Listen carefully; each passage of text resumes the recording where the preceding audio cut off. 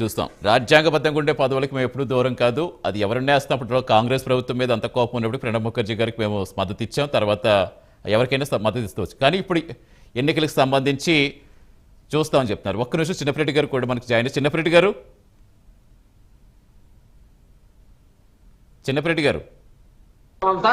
సజ్జల రామకృష్ణారెడ్డి గారు మాట్లాడుతున్నారు. చూసుకోమని చెప్పండి. ఇవి కాదు చిన్నపరెడ్డి గారు, ఒక్క నిమిషం ఒక క్లారిటీ. చిన్నపరెడ్డి గారు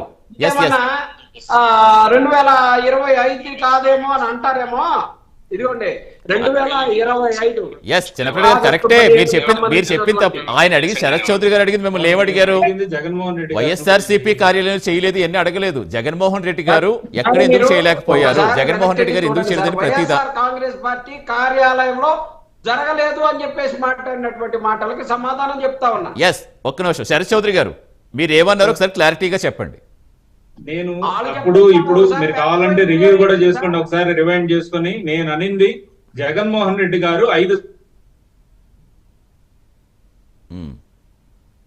జగన్మోహన్ రెడ్డి గారు ఇంట్లో కానీ ఆఫీసులో కానీ ఎందుకు హాజరు కాలేదు అని అడిగారు. ప్రెసిడెంట్ ఇప్పుడు వైఎస్ఆర్సీపీకి అఫీషియల్ ప్రెసిడెంట్ ఆయన, అంతే కదా. సో ఆయన ప్రెసిడెంట్ హోదాలో ఎందుకు ఫ్లాగ్ హాయిస్ట్ చేయలేదు అని. సార్ మనుషులు అన్నాక రకరకాల పనులు ఉంటాయి, అవసరాలు ఉంటాయి, బయటికి వెళ్ళి ఉండొచ్చు, లేకపోతే అందుబాటులో లేకపోవచ్చు. దాన్ని నేరంగా వైఎస్ఆర్ కాంగ్రెస్ పార్టీ బహిష్కరించింది అన్నారు మీరు. వైఎస్ఆర్ కాంగ్రెస్ పార్టీ బహిష్కరించింది అన్నట్లా జగన్మోహన్ రెడ్డి గారు ఎందుకు ఫ్లాగ్ హాయిస్టింగ్ ని బహిష్కరించారు అంటున్నాను. ఎప్పుడైనా నేషన్ ఫస్ట్. ఇప్పుడు జగన్మోహన్ రెడ్డి గారు పలానా శరత్ చౌదరి పలానా నందప్ రెడ్డి గారు కాదండి, ఆయన ఒక ముఖ్యమంత్రిగా చేసిన వ్యక్తి. తెలుసు ఎలా మీ తెలుగుదేశానికి సంబంధించినటువంటి ఎమ్మెల్యేలు చెప్పులు వేసుకొని జెండాలను తొక్కుకుంటా పోతున్నాయి. అన్ని కూడా చూసాం. మీకున్న దేశ సేవ, దేశం మీద ఉన్నటువంటి భక్తి, దేశభక్తి ఉన్న దాని మీద ప్రజలందరికీ తెలుసు. చంద్రబాబు నాయుడు గారు అధికారంలో ఉన్న, ప్రతిపక్షంలో ఉన్న, ఇండియాలో ఉన్నా లేకపోయినా కూడా జెండా వందనం చేసి ఫోటోలు పెట్టిన ప్రతి కార్యక్రమం చూసుకోండి మీరు ఒకసారి. మీరు నేర్పితే నేర్చుకునేటటువంటి పరిస్థితిలో లేవు. ఊరగా లేనిపోని అలిగేషన్స్ చేసుకుంటా ఏదో చెప్తే తెలుసుకునే పరిస్థితుల్లో లేరు కాబట్టి ఇప్పుడు 11 వచ్చింది. ఇప్పుడు కూడా వినకపోతే ఇంకా అది కూడా ఒకటికేమో పోయింది. చిన్నపరెడ్డి గారు సరే దానికి సంబంధించి చూపించేస్తారు. వైఎస్ఆర్సీపీలో అయితే జరిగినాయి కానీ జగన్మోహన్ రెడ్డి గారికి హాజరు కడతారు, వ్యక్తిగత క్రమం లేదు హాజరు కడతారు మీరు చెప్తున్నారు. కానీ ఖచ్చితంగా రావాలి కదా, నేషనల్ ఫస్ట్ కాబట్టి అని వాళ్ళు చెప్తున్నారు. సరే ఆ టాపిక్ పక్కన పెడితే ఇప్పుడు ఉపరాష్ట్రపతి ఎన్నికలకు సంబంధించి వస్తే మీరు ఇందాక చెప్పారు రాజ్యాంగబద్ధంగా ఉంటే ప్రతి ఒక్కరికి కూడా ఇస్తామని చెప్తున్నారు. అంటే ఇప్పుడు రాష్ట్రపతి అయినా ఉపరాష్ట్రపతి అయినా ఆ పదవులు దక్కించుకున్నాక పార్టీలకు అతీతంగా మారిపోతారు. మీరు అంటే అభ్యర్థులను చూసి మేము ఆలోచించుకుంటాం, అభ్యర్థులను చూసి ఆలోచించుకోవాల్సిన అవసరం ఉందంటారా? సార్ అభ్యర్థిని చూసి కాదు, వారే అభ్యర్థిని ప్రకటించలేదు ఇంతవరకు. వైఎస్ఆర్ కాంగ్రెస్ పార్టీ రాజ్యాంగబద్ధమైనటువంటి ఎన్నిక ఏదైనప్పటికీ కూడా వైఎస్ఆర్ కాంగ్రెస్ పార్టీ ఖచ్చితంగా రాజ్యాంగబద్ధంగా ఉన్న వాటికి రాజకీయాలు చూడదు. జగన్మోహన్ రెడ్డి గారు రాజకీయాలు చూడరు అని చెప్పాను. 21వ తారీఖు తర్వాత వాళ్ళు ప్రకటిస్తామంటున్నారు. ప్రకటించనివ్వండి. వారు ప్రకటించకుండానే ఎందుకని అంత తొందరపడి మేము ముందే ఇస్తామని చెప్పేసి ఏంది అంత తొందర ఏముంది సార్? అంటే ప్రతిదానికి ఇస్తున్నారు కదా చిన్నపరెడ్డి గారు. ప్రధానంగా ఇక్కడ గౌరవిస్తాం. రాజ్యాంగబద్ధమైనటువంటి వాళ్ళకి పదవులకి వైఎస్ఆర్ కాంగ్రెస్ పార్టీ స్టాండ్ చెప్తాం. డెఫినెట్ గా అది ఫాలో అవుతాం. అంటే ఇప్పుడు ఎవరి బలం అవసరం లేకపోయినా బీజేపీకి సొంతంగా వేసుకుని రోజు రాజకీయాలు చేసుకుంటా, రాజకీయంగా వీళ్ళకి వేయాలా, వీళ్ళకి వద్దా, లేకపోతే ఇచ్చేయాలా, ఈ ఆలోచనలు ఉండవు సార్ మాకు. అంటే సొంతంగా నెగ్గే అధికారం ఉంది ఇప్పుడు బీజేపీ. ఎన్డీఏకి అలాగే సొంతంగా గెలుచుకునే మద్దతు ఉంది. కానీ ఇక్కడ ఇచ్చేది దేనికి? ఇప్పుడు అటు కాంగ్రెస్కి మీరు సపోర్ట్ ఇవ్వబోతున్నారు, లేదంటే బీజేపీ సపోర్ట్ ఇవ్వబోతున్నారు, అంటే ఎవరి తరపున మీరు ఉండబోతున్నారు అనేది ప్రధానంగా ఇప్పుడు డిబేట్ జరుగుతున్న అంశం. ఇక్కడనే కదా పొలిటికల్ మొత్తం రాష్ట్ర వ్యాప్తంగా ఇది కొంచెం మళ్ళీ ఉపరాష్ట్రపతి ఎన్నిక ఎప్పుడైతే వచ్చిందో అప్పటి నుంచి కూడా హీట్ పెరుగుతుంది కదా. కాంగ్రెస్ పార్టీ ఇప్పటికే 2 సార్లు ఇచ్చింది. అది కాంగ్రెస్ కైనా ఇచ్చింది, బీజేపీకైనా ఇచ్చింది. రాజ్యాంగబద్ధమైనటువంటి వాటికి అలానే ఇస్తాము. జగన్మోహన్ రెడ్డి గారి స్టాండ్ మళ్ళీ చెప్తారు రాబోయే రోజుల్లో. ఖచ్చితంగా ఆ స్టాండ్ మేము పార్టీ చూడం సార్. దానికి రాజ్యాంగబద్ధమైన ఎన్నికకి పార్టీ చూడమని ఇది ఈ డిస్కషన్ లోనే 3వ సారి చెప్తా ఉన్నాను. రైట్. అంటే మీరు రాజకీయ శత్రువుగా ఎవరిని చూస్తున్నారు? ఎన్డీఏ కూటమినా, ఇండియా కూటమినా? సార్ మాకు అసలు ఈ రాష్ట్రానికి ఉపయోగపడేటటువంటి ఎవరికైనా మద్దతు ఇస్తామని గతంలో చెప్పడం జరిగింది. జగన్మోహన్ ఇప్పుడు వీరున్నారు స్పెషల్ స్టేటస్ తీసుకొస్తామని చెప్పేసి బీజేపీ వాళ్ళను వీళ్ళని ప్రకటించమనండి. ఖచ్చితంగా మా స్టాండ్ ఏందో జగన్మోహన్ రెడ్డి గారు ఖచ్చితంగా చెబుతారు.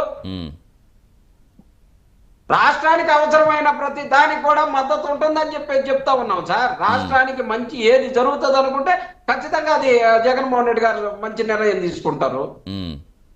ఎస్ మధుబాబు గారు ఆన్సరిస్తారా? రాజకీయాలతోటి పని లేదు సార్. ఈ రాష్ట్రానికి మంచి జరగడమే కావాలి కానీ మాకు రాజకీయాలతోటి పని లేదు.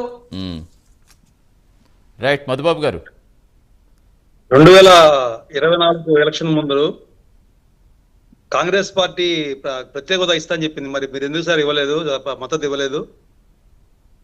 జగన్మోహన్ రెడ్డి గారు కాంగ్రెస్ పార్టీకి ఎందుకు మద్దతు ఇవ్వలేదు? మీరు దేశం కోసం రాష్ట్రం కోసం పనిచేసే వాళ్ళైతే ఆంధ్రప్రదేశ్ లో ఏమైనా కాంగ్రెస్ పార్టీ ఉందా, లేకపోతే కాంగ్రెస్ పార్టీ గురించి మాట్లాడుకోవాల్సిన అవసరం ఉందా? నిన్న కాంగ్రెస్ పార్టీ మీరే కదా, కాంగ్రెస్ పార్టీ మీరే కదా, కాంగ్రెస్ పార్టీని ఆవాహన చేస్తున్నారు మీరే కదా. 12% ఓటింగ్ అదనంగా కౌంటింగ్ అదే సార్, కాంగ్రెస్ పార్టీని ఆవాహన చేస్తున్నారు.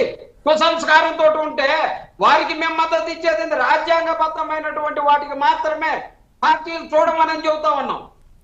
అలాగే చిన్నప్పటి గారు రాష్ట్రానికి నిజంగా మేలు చేస్తే ఎవరికైనా మద్దతు ఇస్తా ఉన్నారు కదా, మరి కాంగ్రెస్ పార్టీ ఒకవేళ మేము అధికారంలోకి వస్తే స్పెషల్ స్టేటస్ ఇస్తామని చెప్పింది. రాష్ట్రానికి మేలు జరిగేటటువంటి ప్రతి అంశం మీద ఇస్తామని ఖచ్చితంగా జగన్మోహన్ రెడ్డి గారు గతంలో కూడా చెప్పారు. కాంగ్రెస్ పార్టీ తోటి ఉంటారు, ప్రత్యేక హోదా ఎవడు ఇస్తానంటే వాడి కోసం వైఎస్ఆర్ కాంగ్రెస్ పార్టీ ఇస్తానని చెప్పారు కదా గతంలో జగన్మోహన్ రెడ్డి గారు.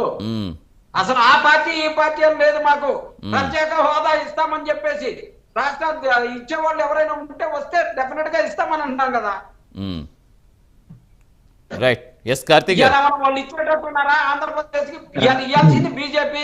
ఇదిగో వీళ్ళని చెప్పానండి, ముగ్గురు చెప్పానండి, బీజేపీ, జనసేన, చంద్రబాబు నాయుడు గారు ప్రత్యేక హోదా ఇస్తారా లేకపోతే మేము బయటికి పోతామని చెప్పండి. భారతదేశం ప్రభుత్వం కుప్పకూలిపోయింది. డెఫినెట్ గా మనకు వచ్చే అవకాశం ఉన్న దాని గురించి మాట్లాడకుండా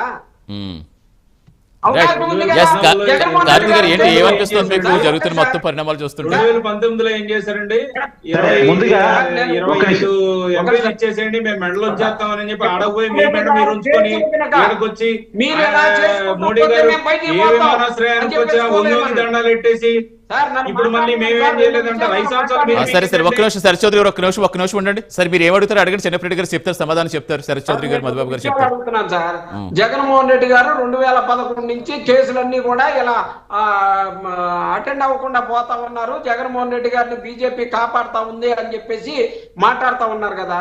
నేను ఒకటే చెబుతున్నా, బీజేపీ గనక జగన్మోహన్ రెడ్డి గారిని కాపాడితే ఒక్క నిమిషం కూడా మేము ఉండము అని చెప్పేసి ఈ తెలుగుదేశం, జనసేన కూటమిని ప్రకటించమని చెప్పేసి బయటికి వెళ్ళిపోమనండి. జగన్మోహన్ రెడ్డి గారికి సపోర్ట్ చేసేటప్పుడు మీరు కూటమిలో ఎందుకు ఉండాలండి? జగన్మోహన్ రెడ్డి గారికి ఎవడి సపోర్ట్ అవసరం లేదు, ప్రజల సపోర్ట్ చాలు జగన్మోహన్ రెడ్డి గారికి.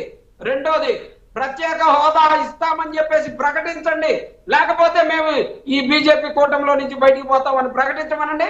చంద్రబాబు నాయుడు గారిని గంటలో జైలు వేస్తారని భయపడి ఇవన్నీ ప్రకటించట్లే. ఈ రాష్ట్రానికి సంబంధించినటువంటి మంచి అనేది వాళ్ళకి అవసరం లేదు. ఎస్ శరత్ చంద్ర గారు ఇప్పుడు చెప్పండి, ఆన్సర్ చెప్పండి. 2019 గురించి చెప్తున్నారు.